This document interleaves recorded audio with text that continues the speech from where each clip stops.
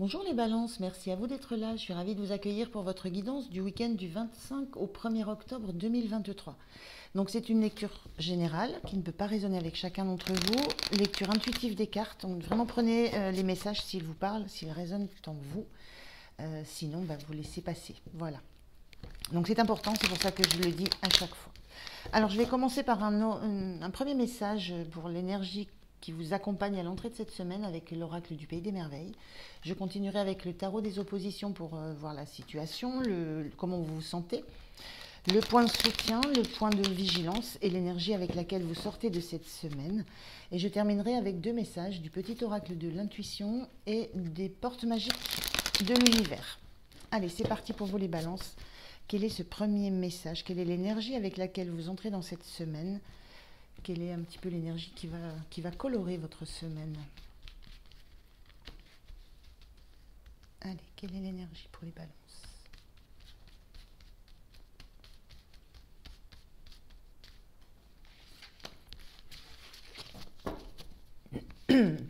Pardon.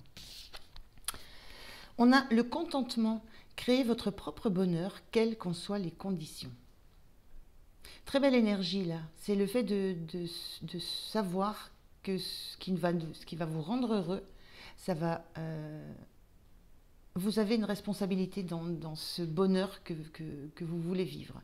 On vous dit créez votre propre bonheur, c'est-à-dire soyez actifs, prenez part, ayez l'envie, et quelles qu'en soient les conditions, il y a l'idée de se battre, de passer au-delà de... Ça peut être de passer au-delà de convenances, ça peut être passer au-delà d'un environnement, ça peut être passer au-delà de vos propres peurs, de vos propres doutes. Et vraiment, cette notion de création, c'est vous mettez la main à la pâte, vous savez ce que vous avez envie de vivre et vous vous donnez les moyens de le faire. Et la carte de contentement, c'est pas l'idée de se satisfaire dans le sens un petit peu limitant, c'est être conscient de la joie que ça vous procure d'être dans cette dynamique de création, de créativité de votre bonheur. Il y a aussi la notion de se questionner sur ce que signifie le bonheur pour vous. Qu'est-ce que c'est le bonheur? Dans quel domaine ça se joue?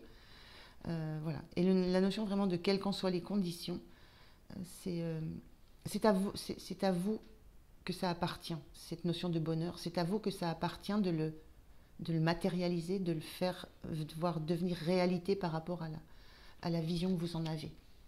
Donc vous avez cette énergie en entrant dans la semaine. Donc très belle énergie, très positive, très optimiste, très réaliste aussi.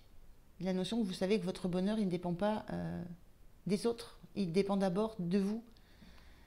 Il nécessite d'abord que vous soyez heureux, que vous ayez décidé de l'être et que vous ayez décidé de ce qui relevait de cette notion de bonheur pour vous.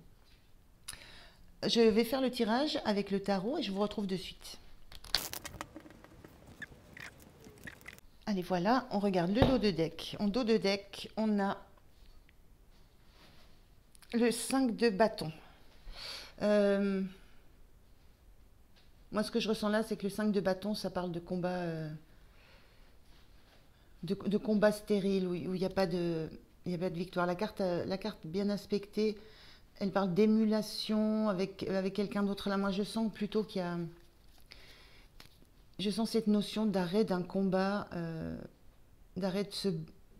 fait d'arrêter de se battre un peu contre des fantômes, contre un extérieur. Il y a cette notion de... Si je prends plutôt la carte, ce qu'elle m'invite à dire à l'endroit, c'est qu'il y a une certaine émulation avec un extérieur, avec comment on appelle ça, un adversaire. C'est dans la bonne humeur, mais on se bat quand même contre quelqu'un, on essaie de faire valoir ses arguments, mais contre quelqu'un, envers et contre tous, mais contre quelqu'un. Et là, ce que je ressens plus avec cette carte qui est plutôt à l'envers, c'est que les arguments, ce que vous voulez défendre, contre quoi vous vous battez, quelles que soient les conditions qui peuvent être difficiles, c'est entre vous et vous. C'est pas l'extérieur, c'est pas un autre, c'est pas une autre situation ou autre chose extérieure à vous qui va déterminer, ce que vous souhaitez, ce que vous défendez. C'est vraiment, c'est plus de vous à vous. Voilà. Et quelles que soient les conditions, qu'elles soient bonnes, qu'elles soient mauvaises, qu'il y ait du monde autour de vous, qu'on vous oppose des arguments ou pas, peu importe. C'est pas ça qui compte. Alors, on a l'as de denier. On a le 10 de coupe. Et on a la grande prêtresse. Oui, ben c'est les mêmes énergies. C'est vraiment très, très, très, très beau comme énergie, très, très doux, très, très profond, très intérieur. On a cette notion d'as de pentacle. L'as de pentacle, c'est la notion d'opportunité. On se donne une nouvelle opportunité. On accepte quelque chose qui va être une opportunité qui va amener de l'abondance. On accepte aussi de se lancer dans quelque chose de nouveau. On parle bien de créativité, là, de lancer quelque chose dans la matière, dans ce qui... Il y a aussi la notion de valeur forte qu'on porte, mais qu'on a envie de partager. Cette carte, dans le sens où elle est aspectée, le côté haut de la carte, montre qu'on a des valeurs auxquelles on tient fortement, qui sont importantes, mais le désir de les partager. Donc je pense que la notion de bonheur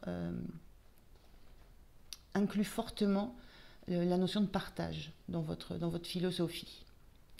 Ce qu'on ne retrouve pas du tout ici, hein. C'est chacun pour soi, on n'échange pas. Voilà. Donc il y a cette notion de partage qui est très forte dans ce que vous voulez réaliser, dans la façon dont vous voulez vous réaliser. Il y a cette notion de partager et d'être dans l'envie de démarrer quelque chose avec ces valeurs-là. Que quelque chose dans l'ordre du partage amène l'abondance.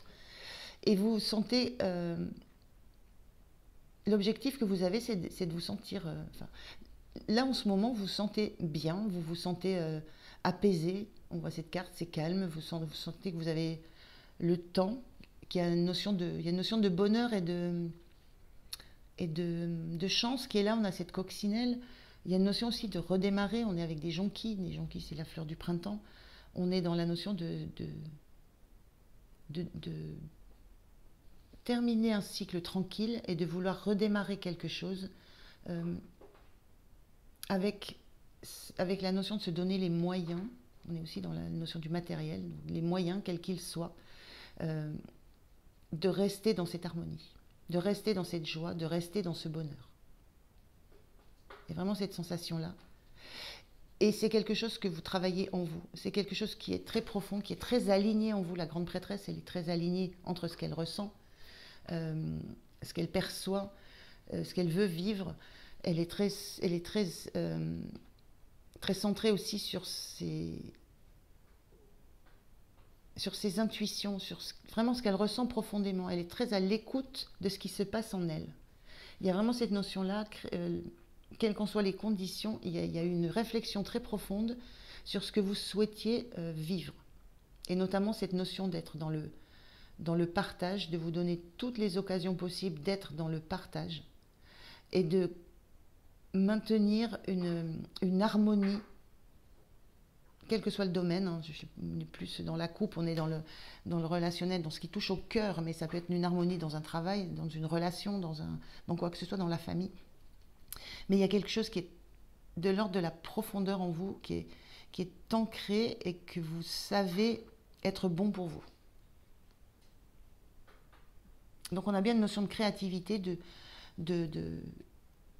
qu'on retrouve dans cette carte-là, mais la notion de créer son bonheur, son propre bonheur, et d'y avoir suffisamment réfléchi pour savoir ce que vous voulez. Donc très jolie énergie. Comment vous vous sentez?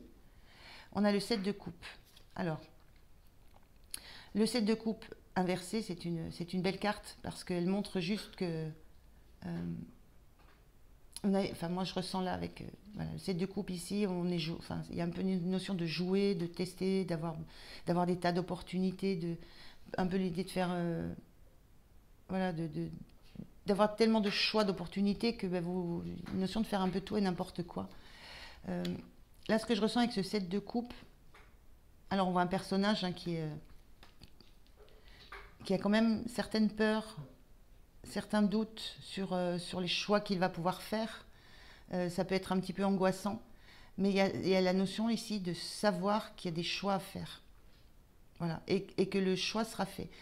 Comment vous sentez-vous? Vous sentez que vous choisissez une voie. Vous choisissez une façon d'être. Vous choisissez une façon d'avoir envie une façon de vivre votre vie. Une façon de vivre le bonheur que vous souhaitez vivre. Voilà. Et il y a quelque chose, il peut y avoir par moments peut-être des doutes, des peurs sur les choix que vous effectuez. Ça peut être un petit peu l'énergie du moment, quelques doutes sur, voilà, sur ce que vous mettez en place, sur la route que vous empruntez, sur la relation que vous mettez en place, sur ce que vous engagez dans une relation, sur ce que vous engagez dans un projet, dans un travail. Il y a peut-être l'heure de un petit peu de cette peur qui est là. Mais ça signifie, cette carte inversée, que vous faites le choix. À l'inverse du 7 de coupe dans le sens bien aspecté, où on est face à tellement de choix qu'on ne sait pas quoi faire. Là, il y a la notion de savoir ce que vous voulez, mais qui n'empêche pas d'envisager ou de savoir que peut-être certains choix n'amèneront pas ce que vous entendez, ce que vous espérez. Mais c'est pas grave. Vous savez que vous avez fait un moment, vous avez choisi. Si c'est pas le choix qui vous amène où vous voulez, il y aura d'autres possibilités. Il y a cette énergie-là. Ce qui vous soutient, c'est le 9 de bâton, c'est que vous défendez bec et ongle ce que vous voulez mettre en place. Il y a une notion d'avoir des convictions, d'avoir une volonté de savoir ce que vous voulez défendre.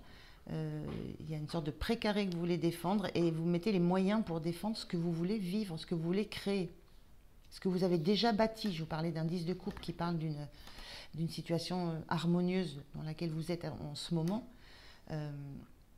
Et peut-être qui vous questionne parce que vous voudriez aller plus loin, passer du 10 de coupe au valet de coupe. Il y a cette notion de continuer, une notion d'aller vers de l'abondance plus. Et vous défendez ça. Vous défendez déjà ce qui existe autour de vous parce que vous savez que ça va encore grandir, que ça va encore prospérer. On voit un arbre, voilà, les feuilles poussent, ça se développe. Enfin, voilà. Donc, ce qui vous soutient, c'est d'être déterminé, on voit une détermination, déterminé à défendre ce que vous voulez vivre et à défendre alors ce que vous voulez vivre, hein, ou le projet, ou quoi que ce soit dans votre situation, de défendre déjà ce que vous avez pour que ça continue à croître, à s'expanser. Donc une grande détermination, une grande force et surtout des outils, des arguments, des moyens. Vous vous donnez les moyens. Le point de vigilance, on a cette reine de bâton. Dans ce sens-là, la reine de bâton, c'est peut-être... alors la reine de bâton, il y a toujours on est dans le bâton, donc on est dans l'énergie, on est dans la passion, dans la créativité. Elle est souvent représentée comme une reine qui s'expose, qui est très charismatique, qui est très, très fougueuse. Là, sur cette image de cette reine, on la voit un peu... peut-être un peu passive par rapport à l'énergie qu'elle pourrait développer. Donc moi, ce que je ressens, c'est... en point de vigilance, c'est peut-être de ne pas... de rester dans cette énergie, d'avoir besoin d'avancer, de croître, de grandir, de faire encore se développer ce que vous vivez, l'environnement dans lequel vous êtes, l'harmonie dans laquelle vous êtes, de la pousser presque à son paroxysme. Et le point de vigilance, c'est ne soyez pas trop dans la passivité et dans la... Elle est posée, elle ferme les yeux. C'est vraiment pas l'énergie de la reine de bâton telle qu'on peut la concevoir dans le tarot. Donc ce point de vigilance, c'est ne soyez pas forcément... Enfin, restez actif en fait. Restez actif, restez dans la détermination, restez dans la volonté de continuer à faire pousser ce qui est autour de vous. Ne restez pas dans... Ne restez pas dans un état uniquement peut-être méditatif comme la grande prêtresse. Vous avez fait le travail, vous êtes aligné, c'est fait. Ne restez peut-être pas dans un état méditatif ou le fait de profiter. Restez dans le côté passionné, restez dans le côté j'agis, je fais. Ne vous laissez pas envahir par des peurs. C'est un petit peu le ressenti que j'ai là. Je vous disais que les choix que vous faites, ça peut générer de la peur. Il y a cette notion de ne pas rester dans une certaine zone de confort très confortable, hein, on est dans un 10 de coupe. Ne vous laissez pas bloquer par une certaine peur de perdre ce que vous avez au bénéfice d'aller encore plus loin, dans la recherche de votre bonheur. Voilà, c'est un peu ce que je ressens. L'énergie, fin de semaine, on a la tour. La tour, c'est toujours un événement... c'est toujours un événement qui vient déstabiliser. Mais ça vient déstabiliser, c'est toujours au bon moment. Voilà, il y a quelque chose qui vient perturber un équilibre. Là, on a la foudre, on a une sensation, alors peut-être qu'il y a un coup de foudre, voilà, peut-être, ça peut. Ça parle aussi de ça, la tour, surtout dans ce sens-là, où on a vraiment la foudre qui tombe sur le haut de la tour. Mais ça parle aussi d'être déstabilisé et de se re-questionner. Il y a quelque chose de l'extérieur qui va venir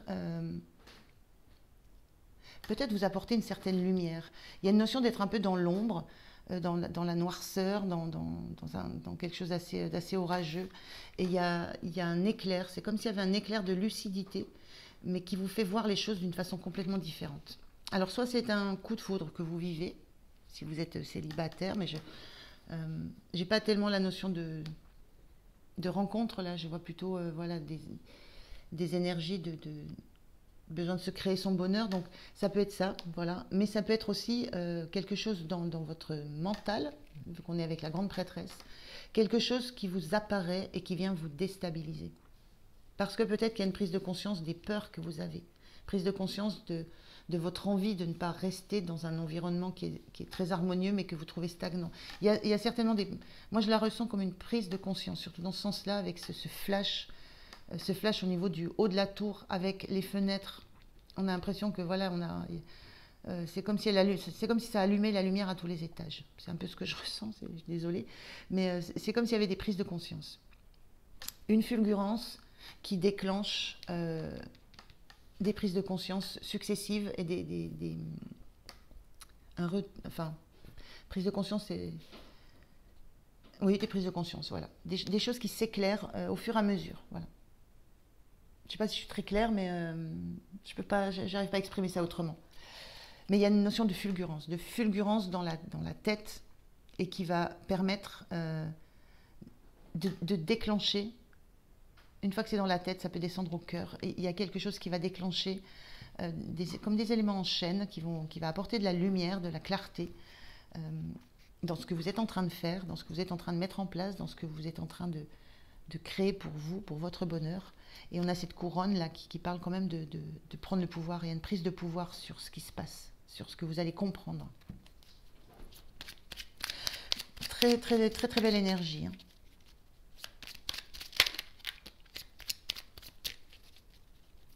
Alors, je reviens sur cette couronne-là. On pourrait voir la notion d'une couronne qui tombe, c'est-à-dire on perd sa toute-puissance. Il y a peut-être de ça là-dedans. Il y a peut-être le fait une prise de conscience qu'il y a peut-être... ça peut être les conditions extérieures qui sont difficiles, mais il y a une notion de lâcher la souveraineté que vous pouvez avoir. C'est revenir en vous, avec cette grande prêtresse, de façon... j'ai un petit peu de mal, je reconnais, parce que je ressens des choses, mais cette couronne qui tombe, c'est la notion de lâcher des certitudes, de lâcher une notion d'être seul à pouvoir comprendre ou faire les choses. Voilà, donc il y a une sorte de fulgurance qui vous fait lâcher cette position de maîtrise de la situation. Je cherchais le mot. Voilà, il y a une situation qui vous fait lâcher une certaine maîtrise de ce que vous pensez, de ce que vous imaginez, de comment vous voyez les choses. Voilà, ça apporte de la clarté et ça vous fait lâcher prise. Alors, un message pour vous les balances.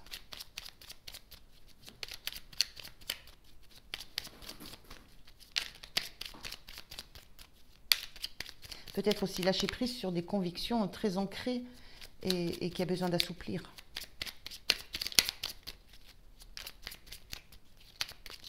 Je pense aussi lâcher prise sur des peurs que vous avez, pas essayer de les maîtriser, mais justement de les accepter, de les comprendre. Il y a un peu tout ça dans votre jeu. Et il y a beaucoup. Hein. Allez, un message s'il vous plaît pour les balances. Ah oui, il y a beaucoup, vous avez 3, non, c'est trop. Effectivement, il y a beaucoup de messages. Allez, j'en prends un. On vous parle du chakra coronal. Le chakra coronal, c'est la connexion à vos intuitions, vos ressentis, à la source. Donc, coronal, la source, le divin est déjà connecté à ton âme. Écoute la voix de ton cœur pour spiritualiser ton quotidien et mettre du sacré dans l'ordinaire de ta vie. C'est la grande prêtresse, hein. C'est quand on dit remettre du sacré dans l'ordinaire de la vie, le 10 de coupe, voilà, c'est la vie, c'est l'ordinaire, c'est l'harmonie, c'est tout ce qui se passe tranquillement, c'est ce qu'on a, c'est ce que je vous disais, votre envie d'aller au-delà qui génère cette peur. Donc vous êtes dans ça, donc écoutez votre cœur, et il y a peut-être de ça, quand je vous disais ça descend jusqu'au cœur, cette compréhension, ce flash, cette clarté. Donc écoutez votre cœur, il y a besoin de mettre peut-être beaucoup plus de sens dans ce que vous avez envie de vivre, au-delà de cette harmonie dans laquelle vous êtes. Le plus que vous voulez, le plus, l'abondance en plus que vous souhaitez. Allez, je prends un message, c'est peut-être un peu long là, mais je suis désolée. Il y a vraiment beaucoup, Allez, je prends un message des portes magiques de l'univers. Un dernier conseil, un dernier message pour les balances, s'il vous plaît.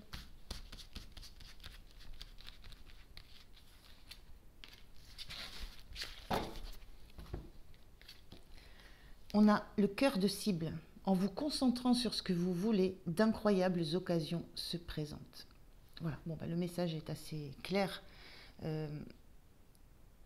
Il y a cette notion de il est plus temps de tergiverser. Maintenant, c'est pas, il faut y aller, il faut lâcher les peurs.